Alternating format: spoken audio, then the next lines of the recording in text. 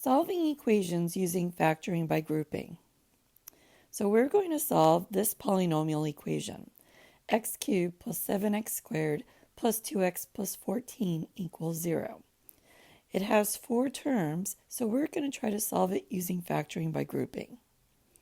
Here the first step would be to write the polynomial in standard form on the left-hand side, that's what LHS stands for, and 0 on the right-hand side, or RHS. So our example is already written that way. We have x cubed plus 7x squared plus 2x plus 14 equals 0. So next, split the polynomial into 2 pairs. Sometimes I do this just using parentheses. Sometimes I do this just by drawing a dotted line. Either way works. Here I'm drawing a dotted line, splitting it into the first 2 terms and the second 2 terms. Next, factor greatest common factors, or GCFs, out of both pairs. So if I look at the first pair, x cubed plus 7x squared, what can I divide out of both, or what can I factor out of both of those terms? X squared. And then I'm left with x plus 7. Because x cubed divided by x squared is x, 7x squared divided by x squared is 7. Looking at my second pair of terms, the positive 2 or plus 2x plus 14, what's my GCF? 2. And because that third term originally is positive, we put a plus in front of the 2. So to fill in the parentheses, 2x divided by 2 is x, 14 divided by 2 is 7, and we still have equals 0. What's important to notice here is that the term in parentheses is identical. If it's not, we either cannot use this method to factor this way or we made a mistake. Next, factor out the greatest common factor again. And by the greatest common factor here, this time I'm meaning that common term that we had in parentheses. So the x plus 7 is going to go out in front. That was the common term in parentheses. And then in my second parentheses, I'm going to take the GCFs that I factored out before. So the x squared, the plus 2, and that's what goes in my second parentheses. And then equals 0. Next, we'll solve using the zero product property. So I'm going to take both of my factors, the x plus 7, set it equal to 0, and the x squared plus 2 and set it equal to 0. And then I'll solve. So I'll subtract 7 from both sides from the first equation and get x equals negative 7.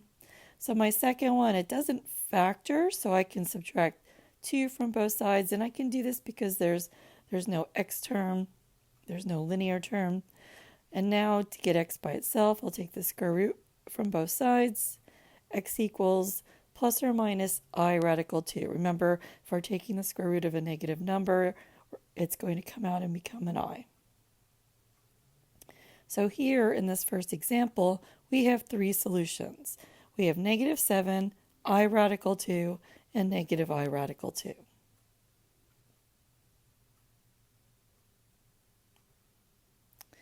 Okay, so try to factor or solve this one using factoring by grouping. X cubed plus 2x squared minus 9x minus 18 equals 0. So pause the video, try to solve this, then resume the video to check your answer.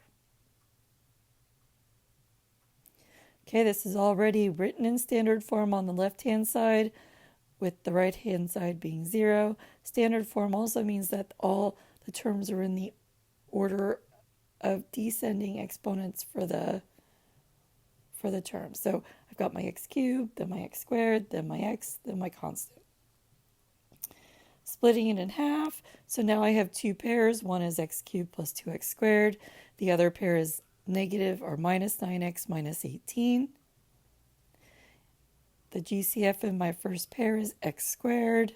And in parentheses, when I factor it out, I will get x plus 2. The GCF for minus 9x minus 18 will be 9. And because the third term originally is negative, I'm factoring out the negative. That means in parentheses, I'm going to get negative 9x divided by negative 9 is positive x. and negative 18 divided by negative 9 is positive 2 equals 0. If I didn't factor out the negative and put negative 9 out front, we're not going to have the same exact expression in parentheses.